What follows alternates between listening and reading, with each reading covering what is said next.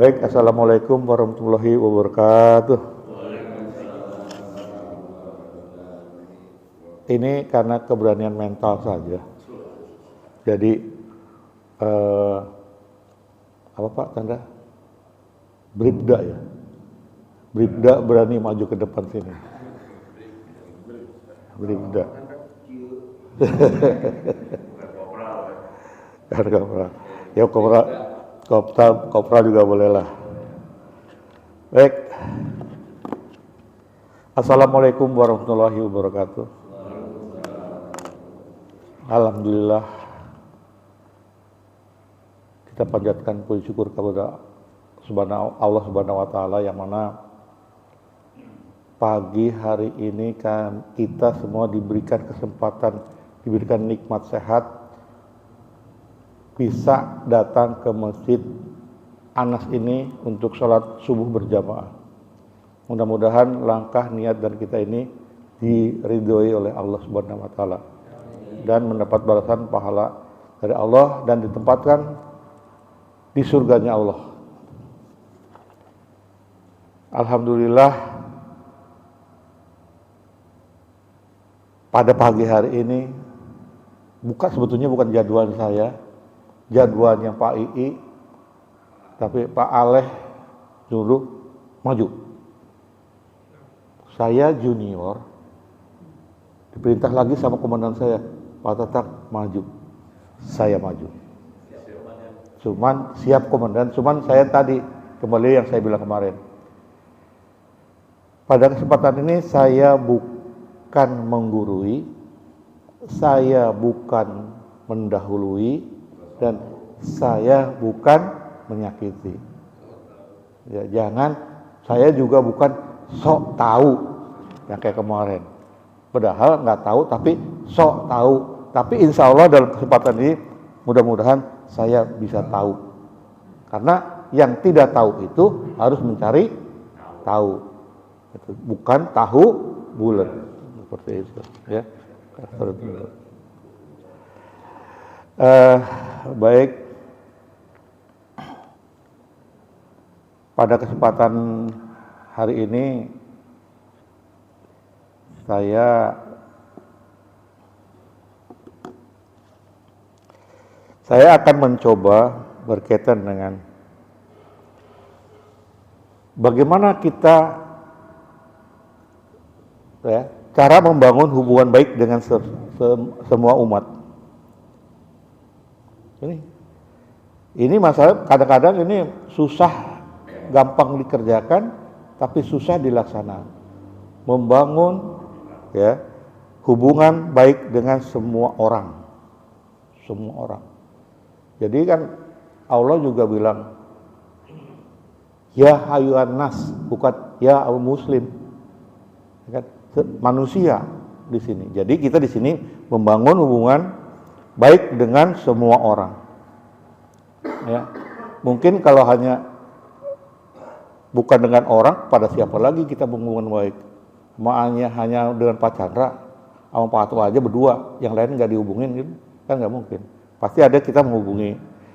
Ya, karena apa? Karena kita manusia itu makhluk sosial. Ya. Makhluk sosial itu manusia memang tidak bisa terlepas dari keberadaan orang lain. Nah, kita di sini ini sama nih, kita bersosialisasi di sini di Masjid Anas ini. Karena kita tidak bisa berdiri sendiri, ya. Kita tidak bisa. Apakah hanya Pak Arif aja yang duduk situ terus nggak ada orang lain nggak bersosial? Kita bersosialisasi, ya, dengan keberadaan orang lain sehingga kita bisa disenangi oleh orang lain, ya, bisa disenangi karena kita tadi bersosialisasi dengan orang lain, kita itu bisa menyenangkan. Ya. Dalam lingkup keluarga, lingkungan bermasyarakat, di sekolah atau bahkan di tempat kerja, supaya bisa membangun hubungan yang baik. Saya dengan Pak Chandra bercanda-bercandaan. Kalau saya tidak hubungan dengan Pak Chandra baik, nggak mungkin saya berini. Bercanda-bercanda Pak Chandra ya. Nah, seperti kayak saudara saya punya kawan Pak namanya Pak Chandra di Departemen Kehutanan. Oh iya, dulu sama-sama saya di madu katanya, pernah seminar madu gitu. Dia bilang, itu kawan baik saya. Kalau Pak Chandra tidak bisa bersosialisasi dengan Mak Sungkar, keluarga saya, pasti akan bilangnya jelek-jelek. Karena Pak Chandra, dan tidak diingat mungkin Pak Chandra ya, karena Pak Chandra hubungan sosialisasi dengan keluarga saya selalu teringat. Oh Pak Chandra tuh baik, oh Pak Chandra dulu pernah hampir nangis matanya, di sebelah matanya kena antuk tawon atau gimana kan. Seperti kayak gitu. Ya memang ya itu resikonya, main tawon ya kantuk tawon. Main api ya kena api. Soalnya kenapa Bapak Chandra mulu gitu ya? Karena sekampung sama saya. Dia orang Dago, saya orang Citra Duta di situ. Jadi dekat gitu. Jadi berani saya dengan beliau. Dan dengan kata lain tidak melukai. Baik, kita lanjutkan. Jadi kita perlu membangun hubungan baik dengan seseorang. Ya. Dengan Pak Anies, dengan Pak Dadang, dengan yang lain-lainnya. Ya. Karena apa? Membangun hubungan yang baik itu indah. Indah, Pak. Ya, sehingga perlu kita ciptakan hubungan yang baik itu kepada semua orang. Kita harus bisa berkomunikasi dengan efektif. Seperti kalau kita ngobrol-ngobrol gitu ya. Bicara efektif kita. Jangan saling menyakiti dan jangan saling menjatuhkan. Kadang-kadang ada orang juga yang berbicara sering menjatuhkan satu sama lain. Ya. Menjatuhkan. Si ini mah enggak benar dah. Kadang-kadang berbicara efektif itu bukan hanya omongan saja. Apabila orang sedang berbicara, kita memperhatikan. Jangan dia berbicara di situ kepala kita melengos. Seolah-olah kita nggak mau dengar apa dia. Itu tidak efektif. Kita ikuti dia, bagaimana dia berbicara, apa dia membicarakan, kita simak, ya, seperti kayak gitu. Jadi berkomunikasi dengan efektif. Komunikasi dengan efektif itu terdengarnya mudah, gampang, ya, tetapi sulit dilakukan meski begitu komunikasi adalah suatu yang penting. Komunikasi itu penting. Kalau kita tidak berkomunikasi yang efektif, yang baik dengan seluruh manusia, dengan seorang, ya, itu sulit. Gampang, efektif, bisa lah, ngomong lah, berkomunikasi gampang.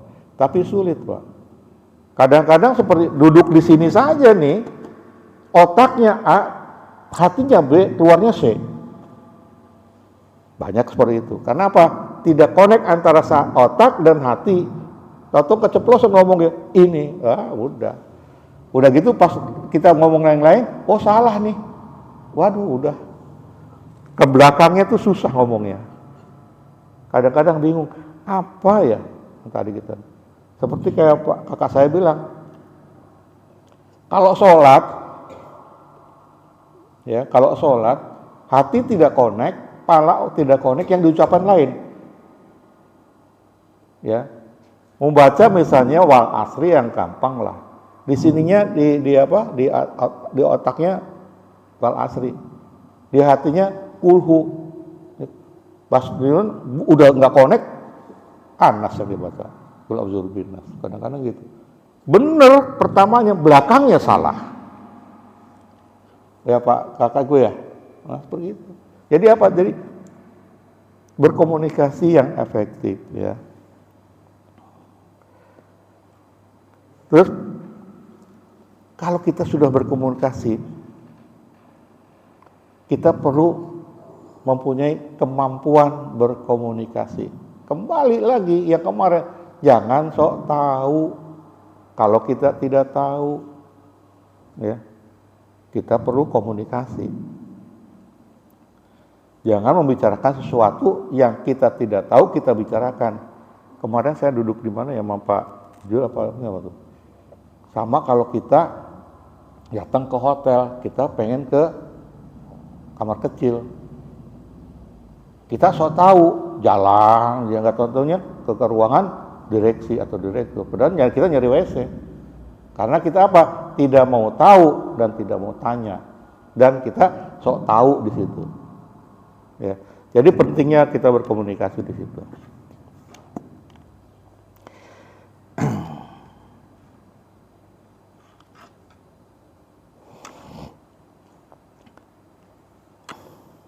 Kenapa memiliki kemampuan komunikasi itu penting?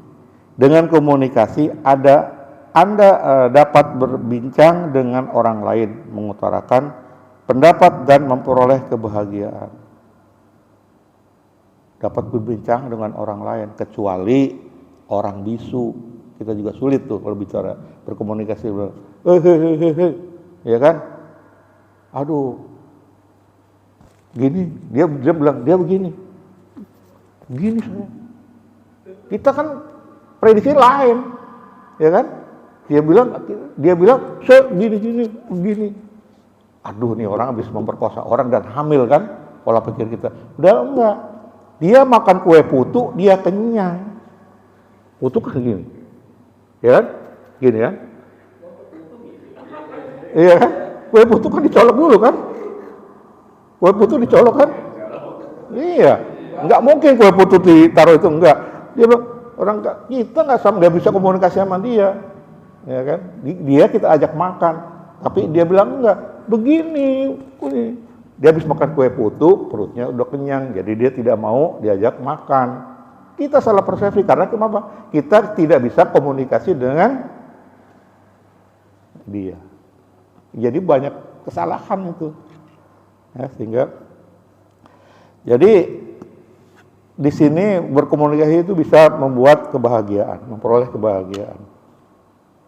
Alhamdulillah kita komunikasi dengan Pak Ruli, kakak saya, ya, mendapat respon yang baik. Suatu kebahagiaan. Itu suatu kebahagiaan. Tidak mungkin suatu kebahagiaan. Itu suatu kebahagiaan. Karena apa tadi? Kebahagiaan itu diciptakan oleh komunikasi. Komunikasi memperoleh kebahagiaan. Di tanda kutip, kalau kita tidak mempunyai permasalahan dengan orang yang kita ajak berkomunikasi.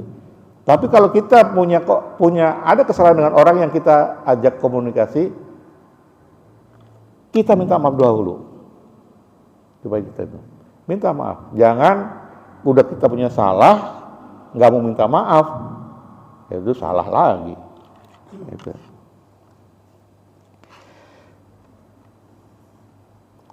Jadi memperoleh kebahagiaan tidak semua orang bisa melakukan komunikasi secara tepat. Tadi yang sudah saya jelaskan berkaitan bagaimana kita komunikasi itu dengan seseorang.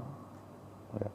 Seperti kalau kita punya keluarga meninggal, dulu pernah Pak Ruli bilang,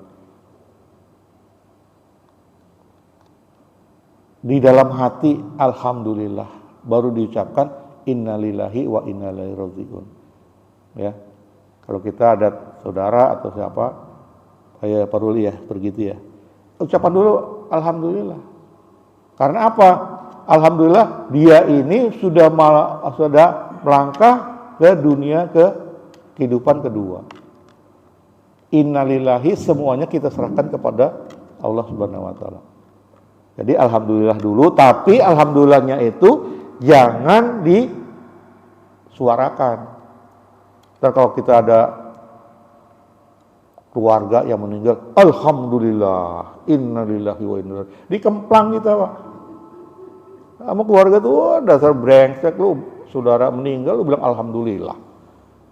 Jadi alhamdulillahnya itu di dalam hati saja. Alhamdulillah. Dia sudah mulai memasuki tahap kehidupan kedua. Alhamdulillah. Ya, semuanya kita kembalikan kepada Allah. Innalillahi wa inna ilaihi raji'un. Ya. Kita ini hidup di dunia ini hanya sementara, nanti kehidupan kedua itu selamanya abadi.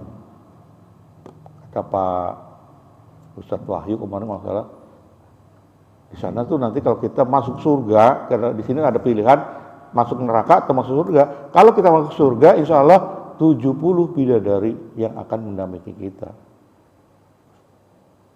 Tapi ya modal-modal kita ini nggak akan masuk surga nih. Nggak, apalagi kakak saya model kayak gini nggak akan masuk surga. Model saya nggak akan masuk surga. Ya, Pak Aleh juga nggak akan masuk surga. Tidak. Yang masuk surga adalah yang di umur 17 tahun. Kalau kakek-kakek yang kayak saya dan Pak Anies nggak masuk. Kakek-kakek nggak ada tuh. Yang masuk kakek-kakek tidak ada masuk surga. Kakek-kakek, nenek-nenek tidak ada masuk surga. Yang masuk surga adalah orang-orang muda, orang-orang yang gagah. Tapi jasad kita kakek, tapi jiwa kita sudah diganti oleh Allah jiwa-jiwa muda. Iya, mudah lagi. Makanya nggak apa-apa Pak, kita tua sekarang nggak apa-apa. Mudah-mudahan. Tapi kita isi dengan ibadah kepada Allah. Ya. Kita isi dengan ibadah kepada Allah dan menjauhi segala larangan-larangan Allah. Ya, seperti larangan-larangan Allah tuh banyak. Ya. Ibadah tuh sekarang juga banyak bisa kita lakukan. Kalau zaman dulu katanya masuk surga tuh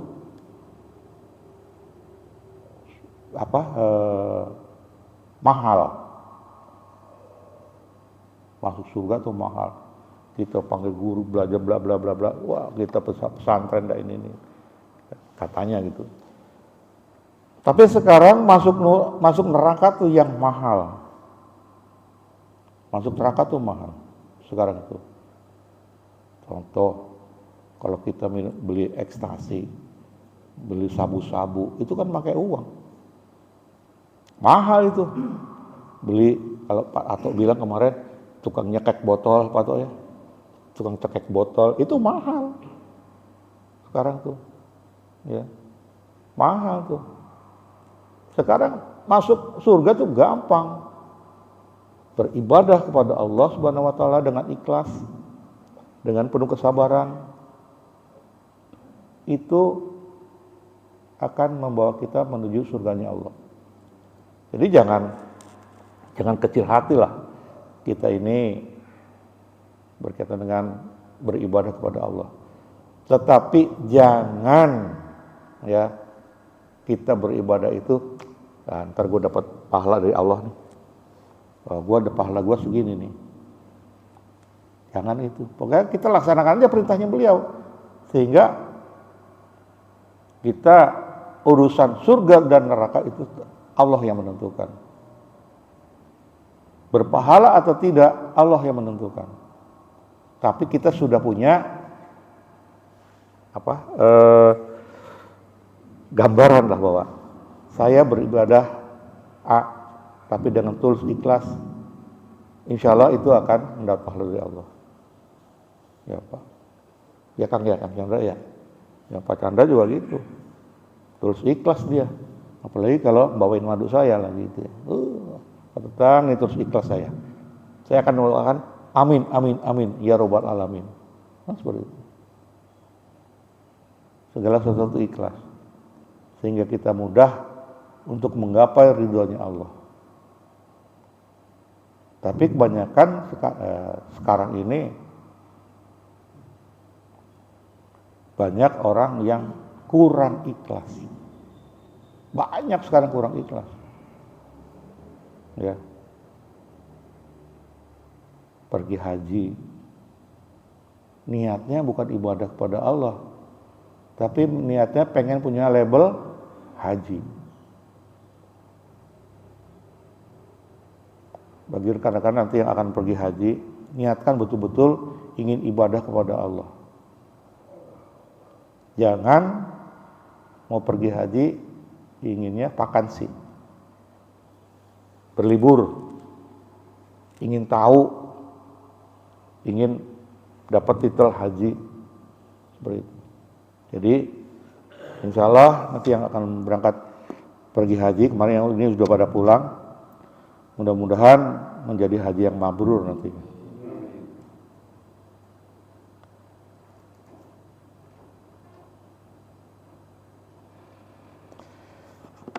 menjalin komunikasi dengan orang lain, ya, itu sangat menyenangkan. Menyenangkan Pak, kita bisa komunikasi tuh. Saya berkomunikasi dengan Pak Dadang, ya Pak Dadang ya, bisa berkomunikasi dengan beliau, bisa komunikasi dengan Pak Jul, Pak Ato. Senang kita berkomunikasi itu. Tapi berkomunikasi itu jangan pilih-pilih. Kebanyakan kita milih-pilih nih. Kita lihat orang yang prasangka ini nggak selevel dengan kita, wah nggak usah lah. Dia tuh ilmunya kecil lah, nggak usah lah. Anggap aja angin lewat lah, selewat aja. Jangan. Ya. Jangan kita mempunyai sifat seperti itu. Kalau kita berkomunikasi seneng, ya. Saya dulu belum kenal dengan Pak Arif nih, kameraman kita. Kalau saya ke MA sana, beli nasi goreng, itu saya nggak pernah dengar beliau, karena tidak pernah berkomunikasi, karena nggak tahu siapa dia. Tapi setelah saya tahu, alhamdulillah. Saya bisa komunikasi dengan beliau, saya bisa bicara, bisa komunikasi, dan bisa beliau juga tanggap terhadap saya juga tanggap terhadap, hubungan kita enak. Ya Pak Arif ya, enak kita. Karena apa tadi? Kita bisa berkomunikasi dengan baik.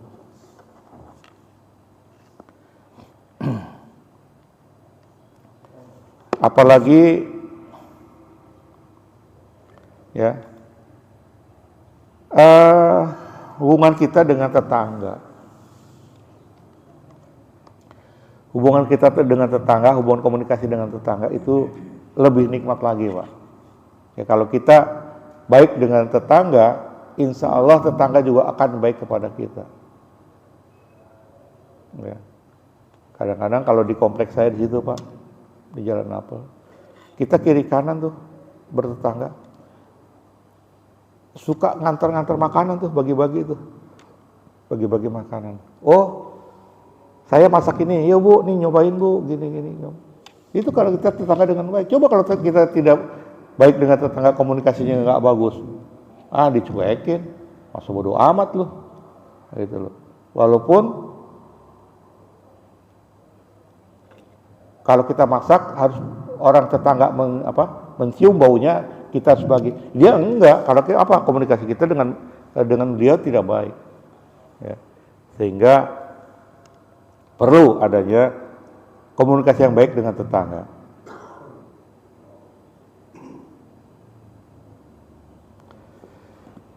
Nah, yang jadi jeleknya lagi Pak, kadang-kadang ada juga sebagian orang tuh yang membatasi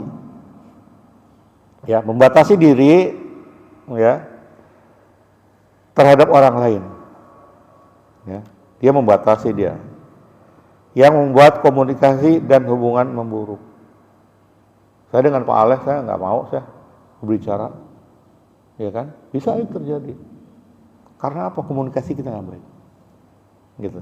Jadi akhirnya hubungan pun buruk saya dengan Pak Aleh, karena saya nggak mau ngomong dengan Pak Aleh, saya nggak mau tahu dengan Pak Aleh, saya nggak mau kenal dengan Pak Aleh, ya kan? Apa yang terjadi? Pak Aleh pun akan seperti itu kepada saya. Jadi itulah hubungan itu jadi buruk. Ya. Kita hindari itu. Nah, hubungan buruk yang dipicu oleh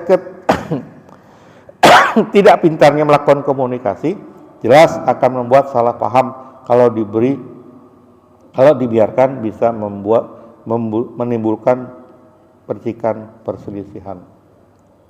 Ya. Seperti pernah ada ya di sini komunikasi yang kurang baik ya, timbulnya suatu perselisihan masalah setan apa tuh Pak? Ya, pernah kan Pak Aleh yang itu? Siapa Pak? Itu siapa? Itu kan karena apa? Karena komunikasi nggak nyambung, ya, nggak nyambung, ya timbul ngeyel satu sama lain. Orang salah, lagi ngobrol-ngobrol, betul nggak setan? Padahal yang melakukan godaan kan setan, tapi betul nggak setan? Nah, ngadepnya ke sini. Oh, sangkanya karena komunikasi kurang baik, nyangkanya dialah setan. Nah, seperti kayak gitu. Banyak itu terjadi. Ya. Jadi kalau kita tidak bisa komunikasi dengan baik, jadi sering timbulnya perselisihan. Ya. Masalah yang harus segera diselesaikan. Ya, jadi kalau kita ada perselisihan seperti itu, segeralah selesaikan permasalahan-permasalahan yang terjadi sehingga tidak menimbulkan satu diksi-diksi yang salah. Ya. Banyak tuh orang ngomong ke kiri, jawabnya ke kanan, ya kan? Orang ke kanan, dia ke kiri. Jangan kayak bolot lah. Ya kalau kita lihat lawakan-lawakan tuh, lawakan si bolot kan. Ya Pak Bolot, mau kemana? Enggak, keluarga saya sakit, ya kan? Kayak gitu kan, lawakan-lawakan seperti juk-juk kayak gitu. Ya. Memang saya sering tuh melihat lawakan-lawakan yang bolot, ketawa sendiri memang. Tapi bagus dia berkomunikasi dengan ketulian dia, sehingga orang bisa membawa apa yang dia maksud, apa yang dia mau. Dia membawa dia, itu komunikasi juga. Sama kayak tukang kue putu seperti itu, dia komunikasi. Karena kita tidak nyambung, akhirnya salah persepsi, salah pengertian. Ya. Ya, jadi perselisihan itu masalah yang harus segera diselesaikan. Dan akhirnya saling sakit hati. Kalau kita tidak selesaikan perselisihan kalimat itu, komunikasi itu, timbulnya sakit hati. Kadang-kadang kita bicara juga ditinggal tuh, kalau kita nggak mau itu. Ya, kita ngomong sama dia, pada bertiga ngomong, tahu dia pergi. Ya, karena kita tidak ngikut dengan apa yang dia omongkan.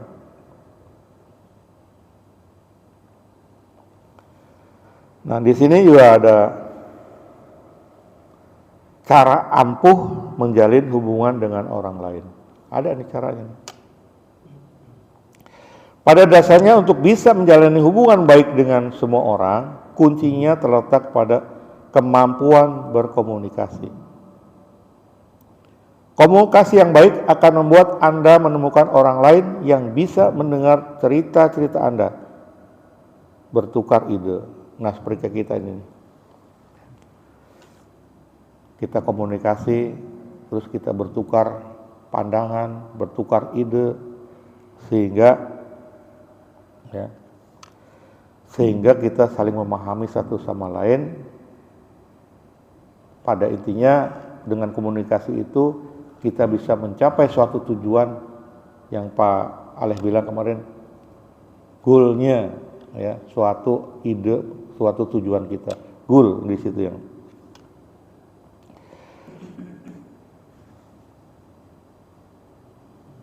ya, ide-ide brilian, saling membantu dan akhirnya memberikan kebahagiaan.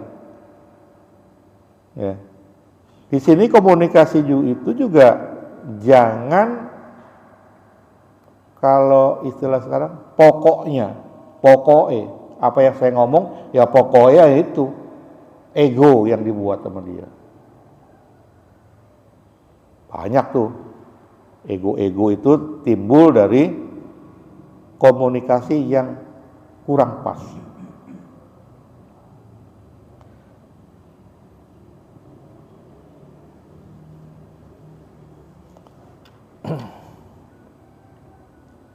Jadi kalau kita berbicara berkaitan dengan bagaimana kita berkomunikasi dengan sesama kita, kalau kita lihat juga bagaimana Rasulullah selalu berkata dengan lemah lembut, sopan santun, ya, sehingga dia disebut apa Pak Al-Amin ya, Rasulullah itu seperti itu. Kita kalau Pak Ato bilang kalau Rasulullah Muhammad SAW itu role model kita menjalani kehidupan. role modelnya. Kita sama Allah sudah diberikan Quran, sudah ada hadisnya, role modelnya ada Rasulullah. Kita nih zamannya zaman enak sekali sekarang ini. Mau apa sih yang dikurang? Kalau zaman Rasulullah mungkin umatnya bingung. Bagaimana nih kita nih? Apalagi sebelum adanya Al-Quran ya. Mushaf itu belum ada. Kalau sekarang tuh udah ada, udah tersusun rapi, udah enak tinggal baca, ada terjemahannya, ada artinya. Nah, jadi komunikasi itulah yang kita butuhkan untuk hablum minannas dan hablum minallah. Quran hadis sudah ada, itu untuk hablum minallah. Hablum minannas ya itu di kehidupan kita ini. Jangan sok tahu, nggak mau tahu, dan apalagi satu lagi tuh, sok tahu nggak mau tahu sama kalau sekarang bahasa sekarang mah cuek lah. Ya patutnya cuek lah, masa bodoh amat deh, gua cuekin loh. Nah, gitu. Jadi komunikasi itu ada dua, ya, di agama Islam. Hablum minallah, hablum minannas. Kita mencapai untuk surganya Allah yang telah dijanjikan oleh Allah, itu janji Allah pasti berbuatlah baik. Ya, berbuatlah baik dan menjauhkan segala larangan Allah. Berbuat baiknya apa ya? Tadi kembali lagi saya kumpulkan ini. Berbuat kita itu berkomunikasi. Ya. Kalau kita tidak berkomunikasi, sulit untuk melakukan berbuat baik. Sulit. Di masjid ini, kalau kita tidak berbuat baik, ya, baru mau datang enggak? Udah malas lah. Jamaahnya gitu-gitu aja. Saya ajak ngomong juga cuek-cuek aja. Karena dia tidak bisa berkomunikasi. Seperti itu. Jadi ya kita harapkan ke depan dengan berkomunikasi ini kita bisa menjalankan perintah-perintahnya Allah. Dan komunikasi itu yang lebih baik lagi bisa kita lakukan untuk keluar dari itu, dari lingkungan, berkomunikasilah baik dengan keluarga. Kadang-kadang ini suka dilalaikan nih, komunikasi dengan keluarga. Ya, kita mau pergi, cuek aja, jalan aja pergi. Nggak istilahnya kita tidak berpamitan dengan keluarga. Assalamualaikum saya mau ke masjid. Assalamualaikum saya mau ke rumah Pak Chandra. Assalamualaikum saya mau ke rumah Pak Dadang, ke rumah Pak Jul. Pamitan sama istri, itu namanya pamitan, itu suatu bentuk komunikasi terhadap keluarga. Ya. Sehingga keluarga mengetahui, oh kemana nih melencengnya suami saya, oh kemana nih jalannya suami saya. Itu dengan kita pamitan itu merupakan salah satu bentuk suatu komunikasi dengan keluarga. Baik, mungkin itu saja yang bisa saya sampaikan kepada rekan-rekan sekalian, bapak-bapak sekalian, jamaah sekalian, karena saya juga tidak mempersiapkan diri untuk tampil duduk di sini, sehingga saya baca seadanya aja. Mudah-mudahan apa yang saya sampaikan ini merupakan kebaikan di dalam kita berkomunikasi dengan manusia. Ya. Yang benar itu dari Allah, yang salah itu dari saya, karena manusia itu tidak luput dari kesalahan-kesalahannya. Dan kalau ada kalimat yang salah, mohon saya dibukakan pintu maaf, dan ketidakcocokan karena kemampuan saya terbatas di dalam hal ini. Mudah-mudahan Allah Subhanahu wa taala memberikan pahala buat kita semua. Dengan itikaf sementara di sini saja kita alhamdulillah mungkin sudah tercatat oleh malaikat apa tuh yang mungkar nakir ya. Oh, ini tanggal sekian. Ya, kita masih itikaf di dalam masjid ini menunggu sholat syuruk. Mudah-mudahan sholat syuruk itu kan pahalanya sama dengan pergi haji dan umroh mabrur. Insya Allah. Nah, mudah-mudahan ya kita ini mendapat apa yang telah dijanjikan Allah Subhanahu wa taala kepada kita sekalian. Ya. Sayang waktu ini kita buang. Ya.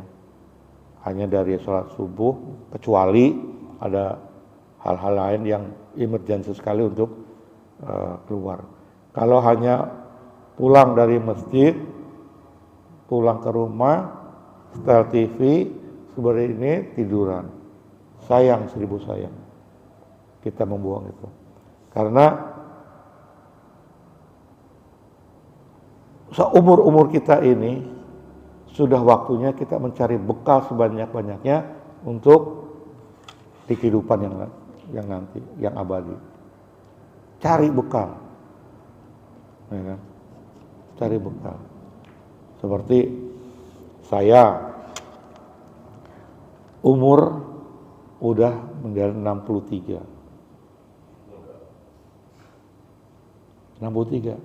Yang saya garis bawahi 63 itu umurnya Rasulullah untuk menghadap hadirat Allah Subhanahu wa taala. Iya. Makanya saya berani duduk di sini. Saya berani duduk sini karena apa? Pahalanya sangat-sangat besar sekali. Di sini nih. Berani saya duduk di sini. Seperti kalau kakak saya sudah dapat bonus. Pak Chandra punya bonus. Gitu loh. Tapi siap-siap juga, Pak. Siap-siap tuh. Ya, karena apa? Mati sewaktu-waktu. Kita tidak tahu kapan kita mati. Makanya Allah juga merahasiakan kematian. Merahasiakan tuh kematian. Kemarin baru telepon gua, kok sekarang udah nggak ada. Nah itu karena kita nggak tahu. Karena rahasia Allah itu kematian. Ya.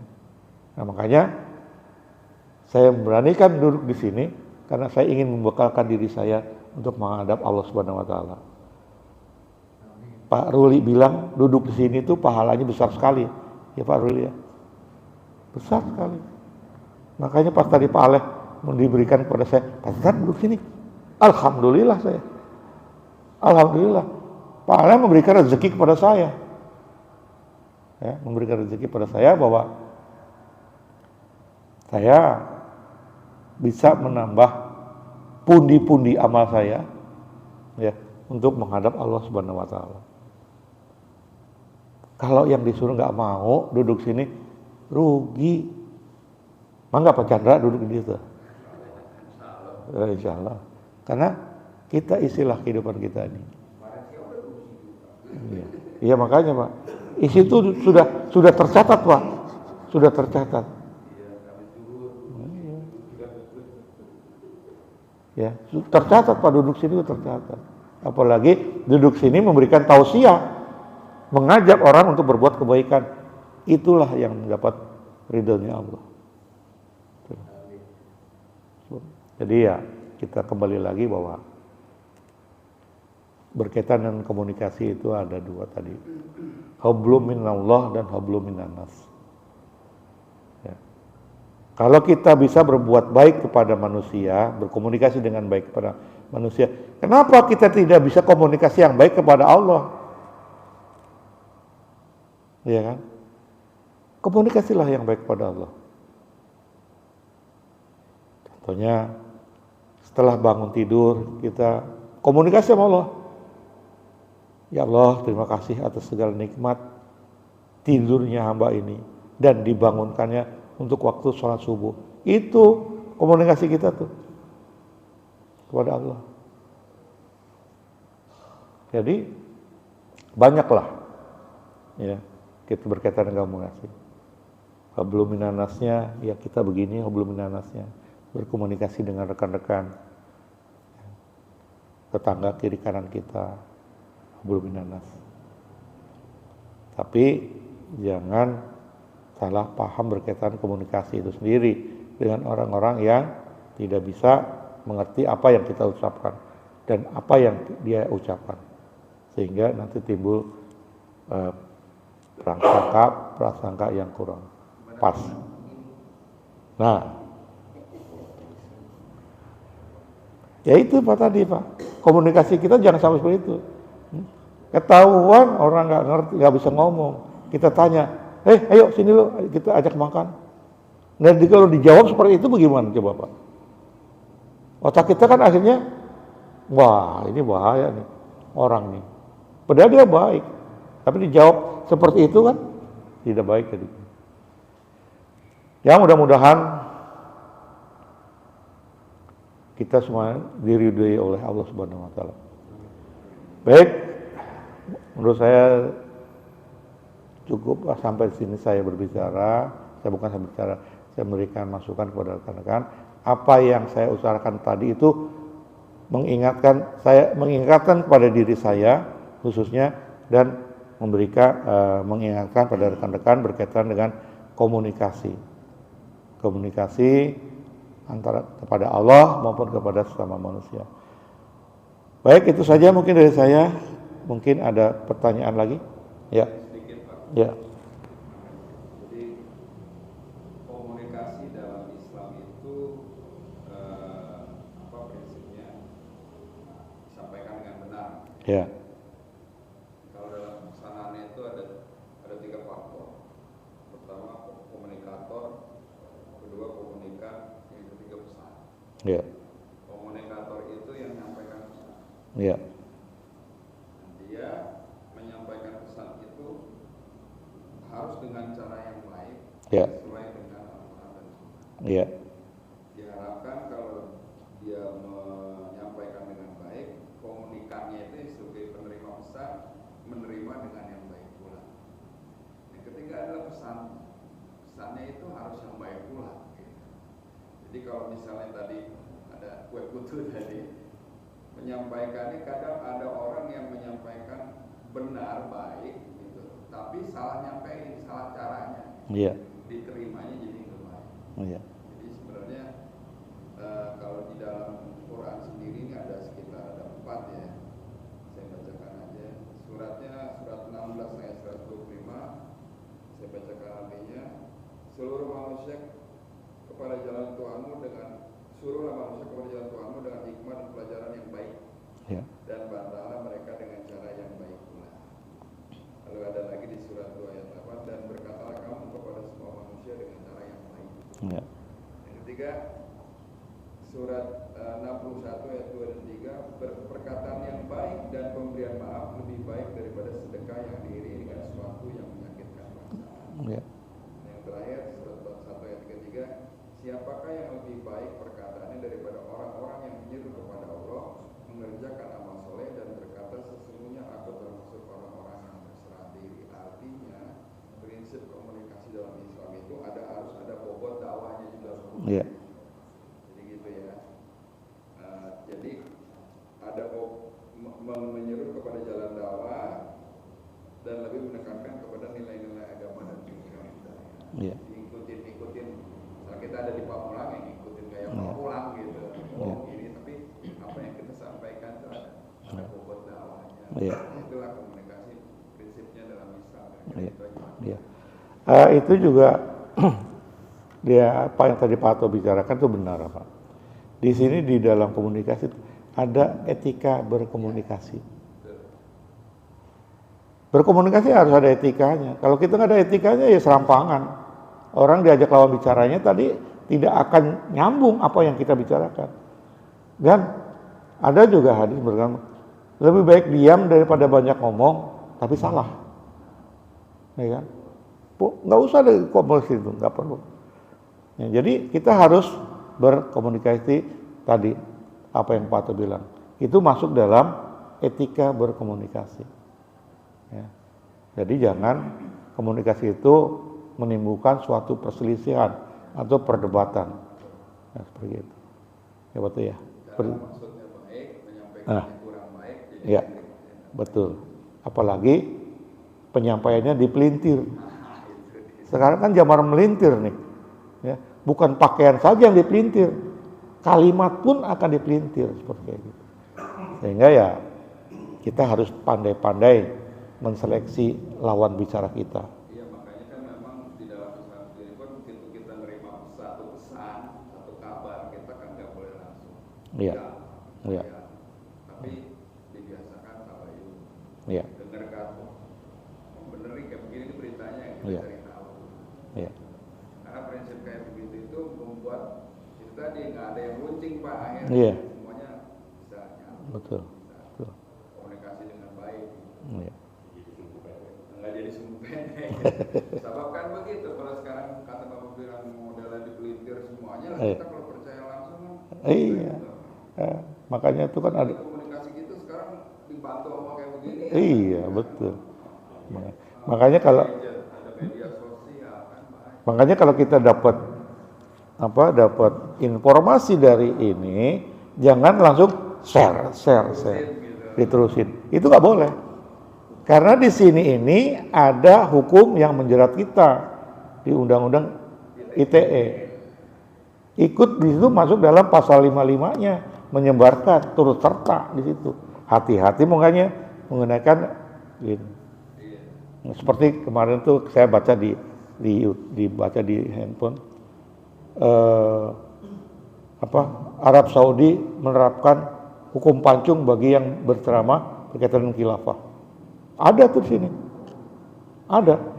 Dia ada, kalau ada yang berkaitan dengan berkaitan dengan khilafah, tangkap langsung hukum pancung, tidak diadili lagi. Nah kita dapat itu jangan langsung di share, bener nggak sih, gitu loh. Boleh baca, boleh baca, tapi kita jangan ikut-ikutan menge-share kalimat itu, karena itu kan hanya gambar dan tulisan. Kita keabsahan dan kebenarannya kita belum tahu. Coba mungkin Bapak-Bapak cari deh, ada tuh di YouTube atau di apa itu. Ada kan? Nah, itu seperti kayak gitu. Itu jangan langsung kita share jangan. Karena kita apa tadi? Kita belum tahu kebenaran daripada berita itu. Di bawahnya ada tulisan Pak. Iya. Di bawah tulisan sebarkanlah. Nah itu. Teman-teman. Nah itulah. Kalau ada tulisan gitu jangan. Ada dua pilihan. Diamkan saja atau sebarkan gitu. Jangan. Itu udah kalau kayak gitu pasti ada kelompok tertentu, orang-orang tertentu ingin mengacaukan situasi. Gak usah. Udahlah yang kita ikuti dengan bagaimana sih keluarga kita sendiri aja. Gitu.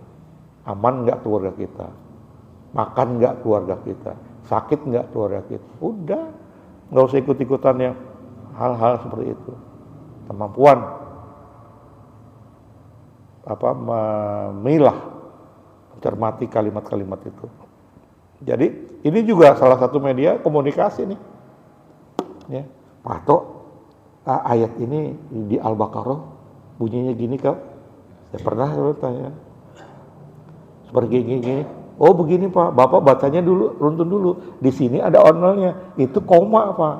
Jadi antara satu ayat dengan ayat ini berkaitan. Seperti gitu. Hah?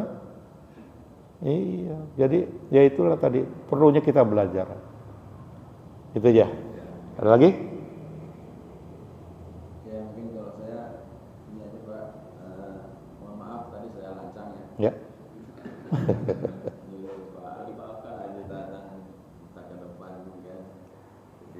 Tapi saya juga mau berbagi gitu kan. Ya. Jadi kalau saya ada di situ, Bapak nggak tahu.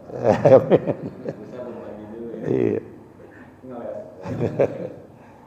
Jadi saya mohon maaf.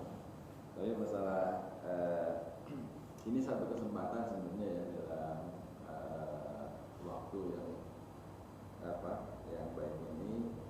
Karena memang ada kosong ini gitu kan. Itu juga kosong ini juga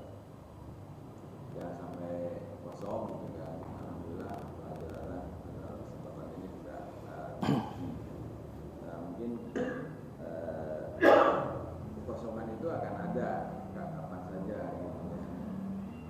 Saya berharap ya teman-teman ada siapapun gitu ya. Ini uji nyali juga sebenarnya. Allah memberikan kesempatan itu gitu.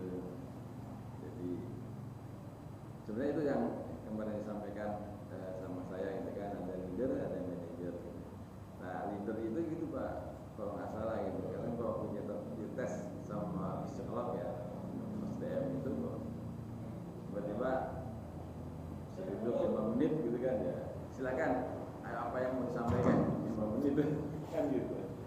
Nah gitu, kadang-kadang kita nggak ada kesiapan. Tapi bagi orang-orang yang punya sikap leadernya itu, dia keluar Pak ilmunya. Ada aja yang disampaikan. Jadi yang diharapkan Allah tadi memberikan waktu yang bagus. Jadi semua tidak ada persiapan kan gitu. Tapi saya udah lihat kemana.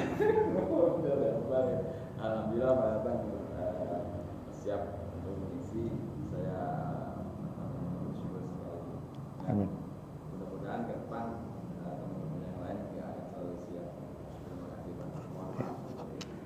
Ya Pak, saya maafkan Pak. Dan saya juga berterima kasih kepada Bapak. Saya maafkan dan saya berterima kasih. Karena apa? Saya maafannya karena apa Pak? Jenggot Bapak lebih tinggi daripada saya. Jadi kemampuannya pasti jelas lebih tinggi daripada saya. Terus berkaitan dengan apa tadi kesiapan itu sendiri. Tunggu, maaf sebentar. Berkaitan dengan kesiapan, memang kita diwajibkan ya. Kalau untuk diri saya diwajibkan untuk selalu bisa, bukan ya kalau untuk pribadi saya, untuk selalu bisa apabila dimintai bantuan ke orang lain. Saya akan laksanakan. Tadi Pak Tatang silakan, itu kan mengatakan mohon bantuan kepada saya untuk ayo isi di sini. Ya saya akan siap. Saya akan saya kerjakan. Walaupun tadi terbata-bata kalimatnya. Karena apa? Kita tampil itu harus penuh dengan persiapan. Tapi ini karena tidak siap, jadi ya seperti itulah. Seperti inilah yang terjadi. Baik, itu saja mungkin dari saya. Kalau ada kalimat dan ucapan saya yang salah, mohon dibukakan pintu maaf yang selebar-lebarnya. Mungkin sudah waktunya juga untuk sholat subuh. Marilah kita tutup kajian kita ini. Dari saya, Assalamualaikum warahmatullahi wabarakatuh. Dan sebelumnya kita bacakan Subhanallah ka'alamu wa bihamdika asyhadu alla ilaha illa astaghfiruhu wa atubu ilaih. Baik, demikian saya. Assalamualaikum warahmatullahi wabarakatuh.